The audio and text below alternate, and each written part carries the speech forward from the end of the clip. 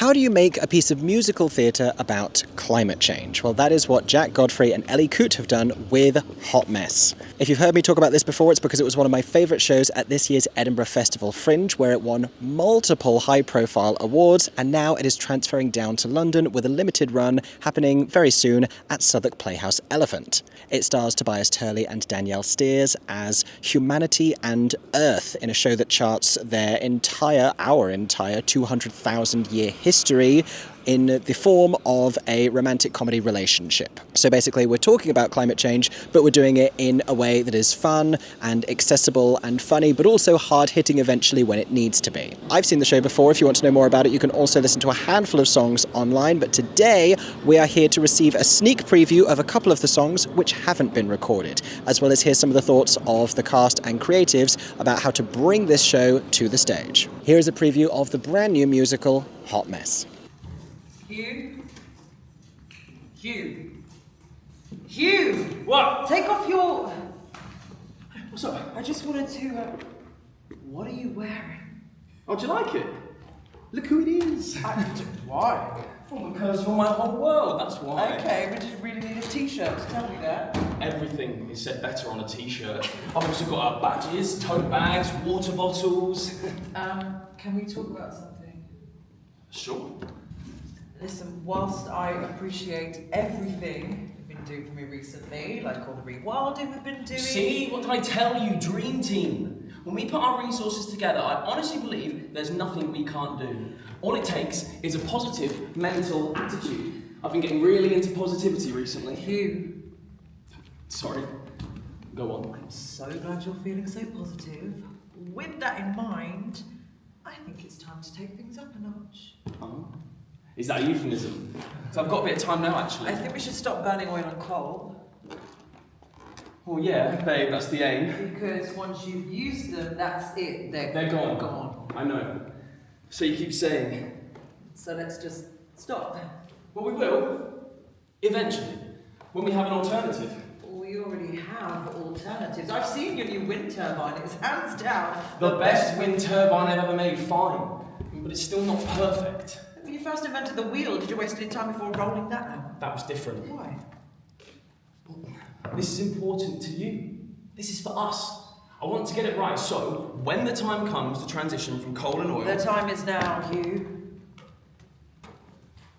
Earth, this is a very delicate situation. I need you to trust me on this. You can survive without fossil fuels. On Earth. Everyone else did. So that's what this is about. No one else needed them ever. Why do you? Because I'm not like everyone else. Everyone else wasn't good enough for you. I'm trying here. Yeah, we'll try harder. Oh, this is ridiculous. We know we want the same things. We're on the same team. Let's not argue over nothing. This isn't nothing. This is our You know, life. I don't understand we have to be so negative all the time. This is my life, We Hugh. need to stay positive. No! No, this is too important. Okay. Fine. Let's say I stop drilling for oil. I stop burning coal. When the entire economy collapses in on itself, what then? Shall I go back to living in a cave, painting buffaloes and foraging for nuts? Is that what you'd like? Would you even give me the time of day? No, of course you wouldn't. Have you forgotten everything? This is what you wanted. So you love my fire, but hate my fireworks. Do you understand how a fire works? It keeps building up, never satisfied. Let's be honest, we both know that is why you like the passion I bring. Don't argue, there's no fighting. I am the most exciting thing that could happen to you. If you want it all, don't you tell me to stand down. If you want it ambition, don't expect me to change. If you want it thriller, don't be scared of the drama. Well, you loved it the last time I checked. Baby, what did expect. You know that's the reason why I am the one who's still here. Why, unlike your exes, I didn't just disappear. I keep things exciting, I change and adapt and transform. Don't put up a fight, now you suddenly feel a bit warm. I'm making big things happen. Don't try to give me crap where you chose this right. So strap in, babe, this is just what I do.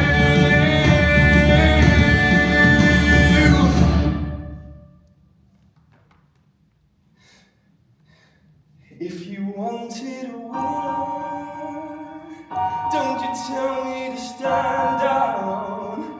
If you wanted ambition, don't expect me to chill.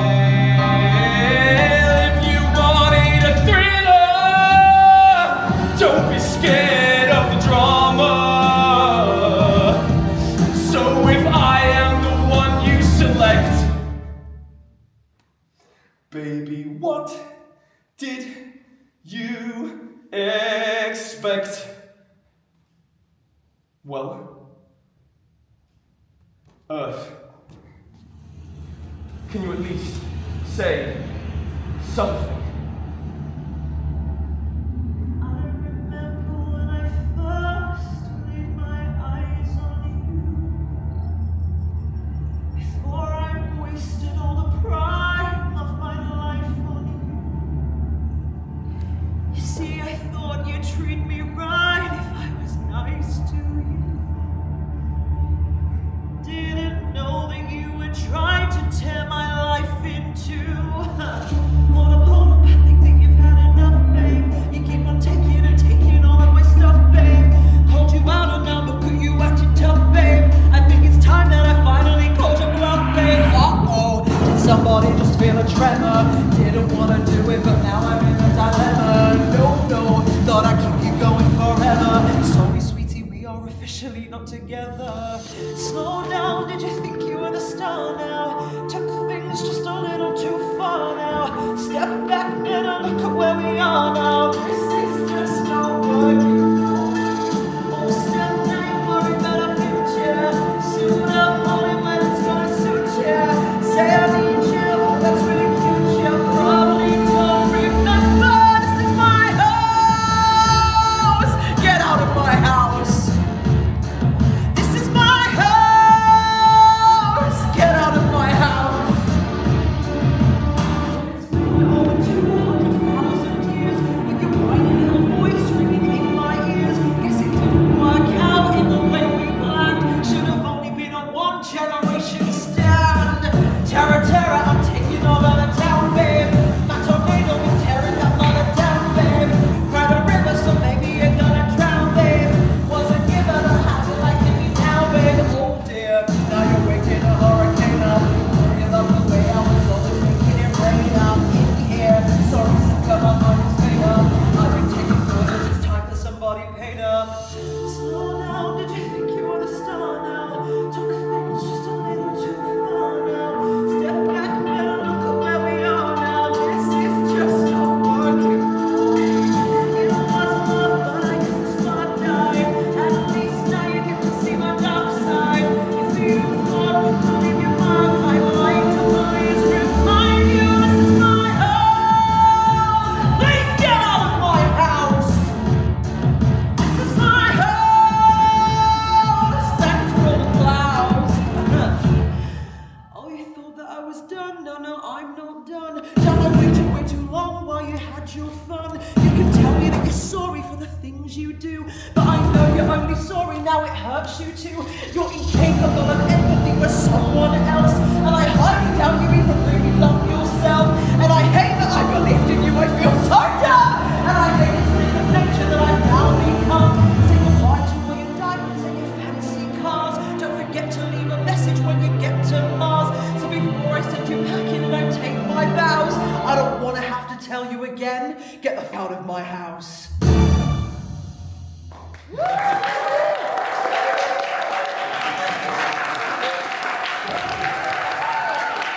what inspired you to approach the climate crisis through the lens of this musical?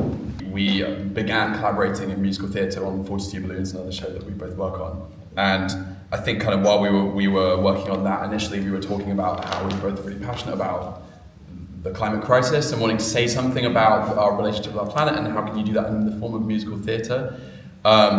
And then with this show, this was like, 2019, 2018, around that time, I'd just gone through a breakup and was writing loads of very tragic breakup songs, as you do.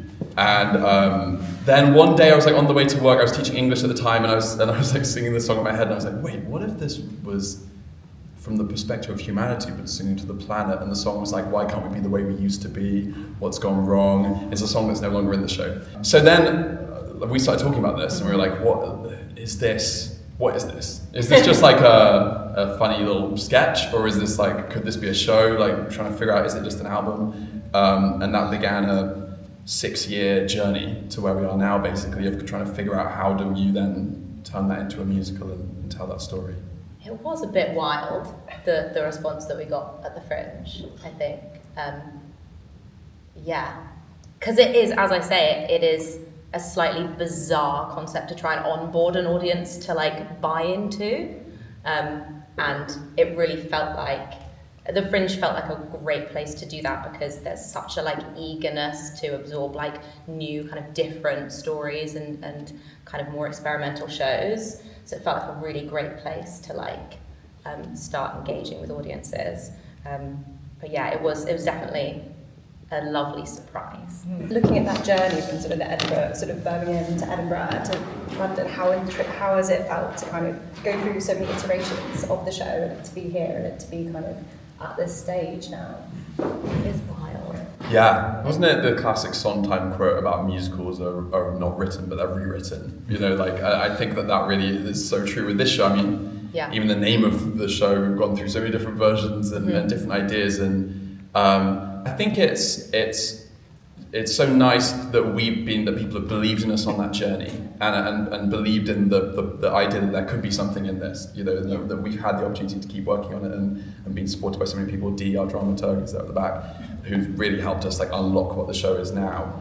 And I think that's one of the nicest things, I think, is that I think we've always known that there's something there, but when you've got people being like, oh, keep going, like it can be like this, and what about this? And Vicky, who commissioned us to write the show originally as well, you know, being part of spearheading that journey, it's really important because I think that's what musicals need, because it takes years. 6 years is quite a short time, really, I think, you know, as musicals go, and there's still more to do. So it's just so nice that It's taken a really long time with this show to figure out like how we need to talk about this on stage, and like every version has been wildly different from the last, and like I think it's really been the kind of the confidence that we've been given to keep going and keep like chipping away at it, because it is a slightly bizarre abstract concept to try and put to the page, and like we've had to like learn the rules of what this kind of world is over the past 6 years. And now I feel like we understand what the show is. What quality, did you have an idea what Humanity Now was going to look like? Or were you, I mean, you just said that you both have brought so much of yourselves to the show itself. Like, what was the process of rehearsing it and sort of bringing it, like, that start to finish? How was that, like, from a creative perspective, and maybe? It felt like a really natural, immediate, like, chemistry. I think that they're just so perfect for these characters. It's kind of hard to put into words exactly why. But I think, like, really you need actors that are going to be really, like, emotionally generous, because it is a show that's really trying to reach across to audiences and connect with audiences, and Danielle and Tobias are such generous actors. Do you know what the qualities we were looking for? Yeah, I mean, it's a real challenge. I mean, from a kind of writing perspective, it's such a challenge. Obviously, we kind of talk a bit about like how do you encapsulate all of humanity in one person. I mean, something that maybe is like an interesting thing to talk about is like we've kind of intentionally written the show with non-gendered language. So I think that there's a kind of like a hope that at some point in the future you can have lots of kind of different combinations of genders playing these parts. But I think that there was something like seeing the two of you together doing it, it really kind of made sense in terms of what we're trying to do at this point. And I think there's always an element of like when you're trying to do the rom-com thing of like you're kind of thinking about what's the clearest way to like put that forward to an audience, so that's always like something to consider when you're kind of presenting new work for the very first time. But I think that's something that we've definitely thought about a lot is kind of how do you leave it open enough that anyone can bring themselves to the... But at the same time being specific enough where you know, we're making musical theatre at the end of the day, so you the storytelling has to be clear, and I think that you have to kind of give yourself an achievable objective to a certain extent and think about what can we add to the discussion and how do you make that story that we're trying to tell the most clear that it can possibly be. Kind of leading on from that, I mean, obviously, humanity and Earth, they're very abstract concepts. How does it feel to kind of bring that to life for you both on stage? Terrifying. Do you feel a great responsibility? Yeah, I feel all 8 billion people. I feel like I feel like a lot more, not a lot more pressure on this role, but like I think I know that it's been such like a labour of love making this together, and then I'm so passionate about this piece as well, so I know I want to do it right, and you could play humanity in like a million different ways, so it's kind of just finding the way that feels most realistic for me and how I'd do it. What was the question? How does it feel to bring that to life as abstract concepts? Oh, it feels great.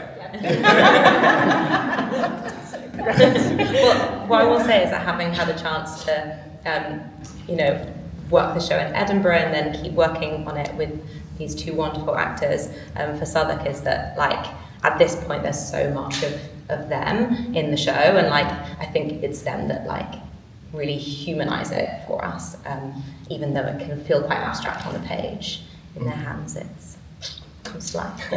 It's quite a roller coaster, the show, because it just happens so quickly, and there's all these emotions to get in there. But we are so silly in the rehearsal room, so I feel like we get all of like that out, so that when we're like on stage, we had a moment today that we kept rehearsing and we just found it really funny, but we locked in today. But yeah, we just sort of, I don't know, you just do it. It's just part of the ride, and it is so funny, and there's some really dry lines, but then we have to lock in so quickly to switch then to like when everything starts to go wrong. Yeah, I think it's also kind of down to the writing, and Ellie, like it's written so well that it's not like we're trying to force any jokes or trying to force any emotions. They just kind of happen because of how like natural the writing is and stuff. Like you don't necessarily have to like force anything, you know? We just started rehearsals again on Mondays for this version, and it's kind of so rare, I think, in what we do, that you get to do one version of the show and then you have like a month off or whatever, 6 weeks off, and then get to come back and do it again. And like normally with these things you might be like, bye for a year or 6 months. So it's actually so nice how we get to do what we did at the Fringe and then kind of go away and take what we've learned from that, because also at the Fringe you don't really get like previews in the way that you might normally with a show. So just like watching the show at the Fringe, we were kind of like, okay, well we want to tweak this, we don't have any additional tech time to like change any of those things. You kind of just like stuck with what you've got once it's gone on stage. So I think it's really nice to be able to have that opportunity to finesse some of the things that we didn't get the opportunity to do in Edinburgh, and go back to certain moments and be like, can we be clear about how we're doing this and what's the best way of achieving that? And also just bringing it to London is like amazing, and Southwark Playhouse is like a theatre that I personally, it's like been on my bucket list for so long. It's somewhere I've wanted to do something, so it's amazing that we get to do it. Well, like, what do you think kind of the hopes of the future of Hot Mess are kind of beyond London, and sort of like, and why do you think people should come and see the show? Sort of two questions. So like hopes of the future, and sort of why do you think people World domination. World domination. You would say.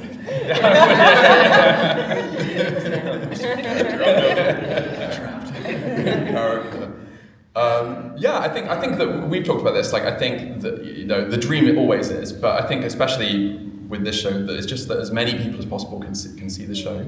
I mean, it's it's such a small scale kind of chambery musical that I think the possibilities to kind of put it on are like endless in many ways. And you could do it kind of big scale with lots of like big special effects, or you could do it much smaller scale and kind of focus on the intimate element of it. And so I think that we would just love as many people to see it as possible. I think we really both feel especially passionate about the message of the show, and I think it's something which it's so important to get people thinking about and talking about. And you know, like we are approaching it from our kind of like silly, fun musical theatre angle of trying to entertain as well as kind of get people talking, but hopefully what we can contribute to the kind of climate conversation is a way of enabling people to think about these issues in a way that isn't too super like overwhelming and scary and difficult to engage with, which I think sometimes can be the case when thinking about climate change and the planet. So, you know, if we can get as many people to